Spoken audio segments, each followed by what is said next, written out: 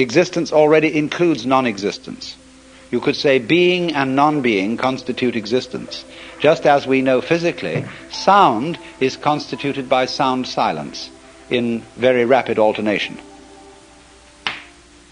So being, non-being constitute existence, and existence is something of which you may say the game is worth the candle. If it weren't, it wouldn't be. It's like that. Some people try to say there is good and bad with small g and small b, and they together constitute good, capital G. Or one might say that humanity is, and the good of humanity, is a curious combination of beneficence and rascality, of reason and passion. And if human beings didn't have those two sides, they would be less than human.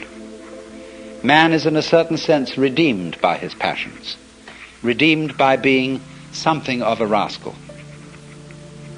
Because if he weren't, he would be like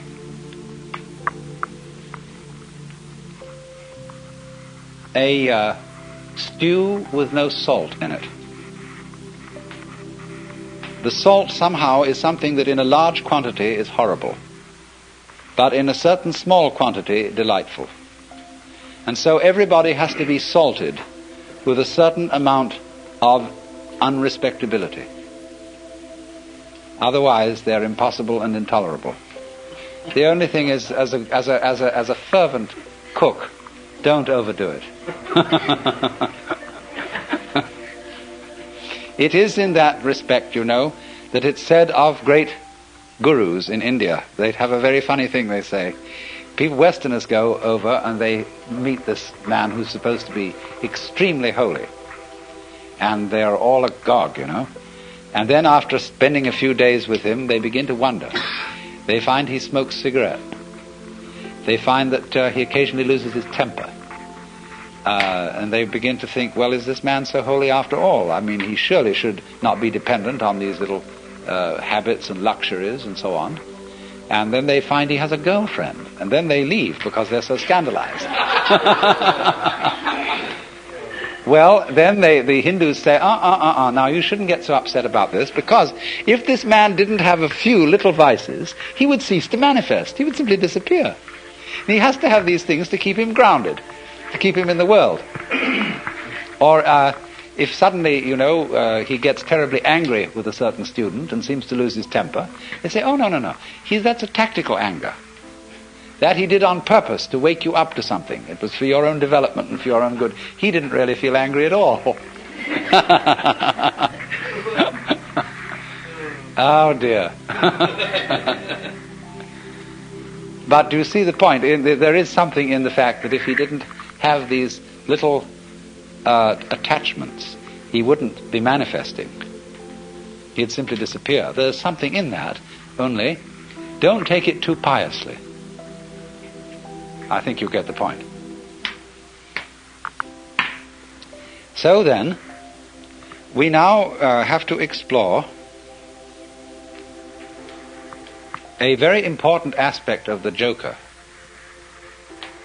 as equivalent to Gurdjieff's sly man. You see, he points out the four ways: the monk, the fakir, the yogi, and the sly man. And all the first three ways are ways of great difficulty. They involve very, very strenuous discipline. And of course, as we get it through the books about Gurdjieff, the way of the sly man involves a discipline too. But I think there's more to be said about the way of the sly man than appears in any of those writings, because this is very closely connected with the whole approach of Taoism, the Chinese philosophy of Wu Wei, or non-aggression, and with what is called in Buddhism the middle way. When the Buddha first discussed the middle way, he put it like this. He said, To try and solve the problem of suffering by immersing yourself in pleasure only leads to a hangover. To try and solve the problem by asceticism also brings no liberation. You merely get tied up in a kind of masochism where you say, I know I'm right just so long as I'm hurting. And all that is doing is expiating your kind of infantile guilt sense. So he said there is a middle way between asceticism on the one hand and hedonism on the other. But actually, the middle way is more subtle than that, and it's beautifully discussed in Professor Baum, a book called The Philosophy of Buddha. That's B-A-H-M, Professor of Philosophy at the University of New Mexico. And he gives a very, very fascinating analysis of the middle way in the form of a dialogue, whereby it works simply like this. The student brings a problem to the teacher, and he says, I suffer, and it's a problem to me. And the teacher says, you suffer because you desire. If you didn't desire, you wouldn't suffer. So try not to desire. And the student goes away and says, I'm not very successful in this. I can't stop desiring. It's terribly difficult. And furthermore, I find that in trying to stop desiring, I'm desiring to stop desiring. Now what am I to do about that? And the teacher replies, do not desire to stop desiring any more than you can.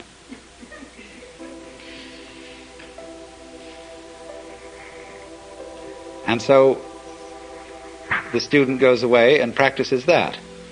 But he comes back to the teacher and said, I still find myself desiring excessively to stop desiring, and it doesn't work. So the teacher says, do not desire too much, not to desire, to stop desiring. Now, do you see what's happening? Step by step, almost like Achilles approaching the tortoise, the student is being brought together with himself to the point where he catches up with his own inner being and can accept it completely. And that is, you see, the most difficult thing to do, to accept oneself completely. Because the moment you can do that, you have in effect done psychologically what is the equivalent of saying in philosophical or theological terms, you as you are now are the Buddha, just as I was explaining a few minutes ago. That's unbelievable, because we are always trying to get away from ourselves as we are now in one fashion or another. And it's only we will only stop doing that through a series of experiments in which we try resolutely to get away from ourselves as we are. So that is the middle way. But ordinarily in these other ways, the way of the yogi, the fakir, and the monk, the individual makes a big thing out of the work of liberation, and especially likes the kind of teacher who will put him through the most severe paces.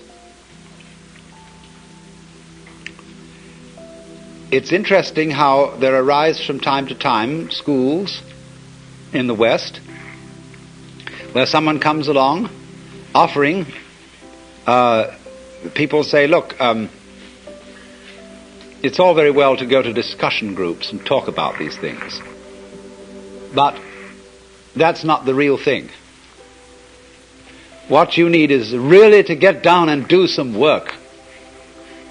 And often these teachers are very rude and very stern, but people love it. And such a person will always attract a great following. Because people get the feeling, now we're at serious business here. This is really something, you see. And this, you see, though, can be an awful problem. Let's suppose that you have some difficult and distressing habit, like drinking too much.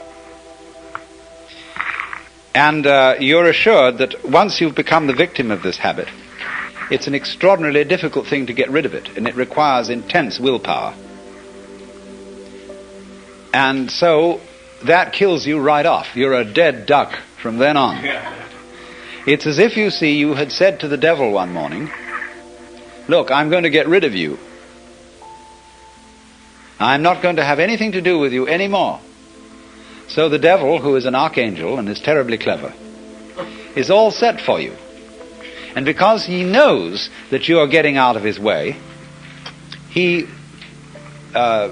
surrounds you with greater temptations than you ever imagined. If you are going to outwit the devil, it's terribly important that you don't give him any advance notice.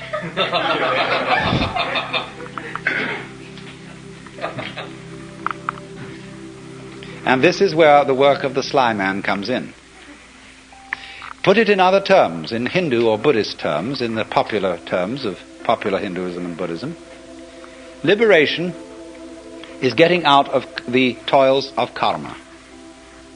It's like this.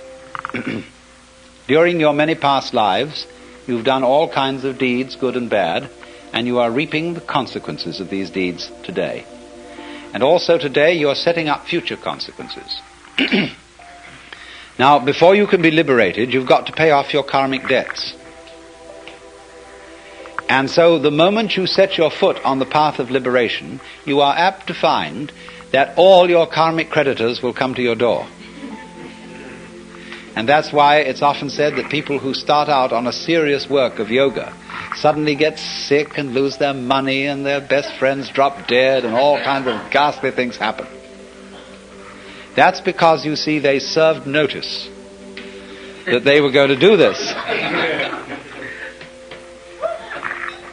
And so all the creditors came around. If you're going to leave town and you owe lots of money, you know, you mustn't announce that you're leaving or give a farewell party to your friends because the grocer will find out.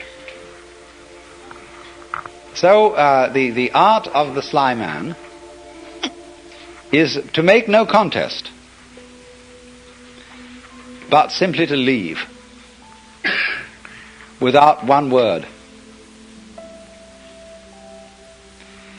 In other words, that's the meaning of Wu Wei in the technical vocabulary of Taoism. Wu Wei, not to interfere, not to force things. That's the best translation of Wu Wei, not to force things. But so he just drops it like that.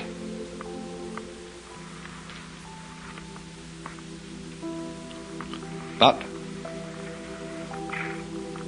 you're in this respect, you see, you're your own worst enemy. Because even if you serve notice privately on yourself that suddenly you're going to drop it all, already the devil knows. Because who do you think the devil is?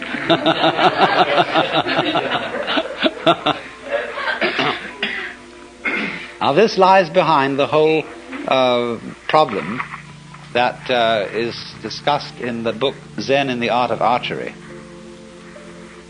The necessity of letting go of the bowstring without first deciding to do so. Another way of putting it is that the decision to release the bowstring and the action of doing so must be simultaneous. Not to decide and then act, but to act, decide all at once. Now, why is this? If you are going to be an expert archer, you must shoot before you think, otherwise it'll be too late. You don't aim and then shoot. It's all one action.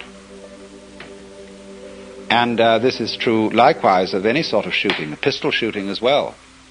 That if you aim, if you decide and then fire, you're apt to do things like pulling the trigger instead of squeezing. All kinds of wrong things are done.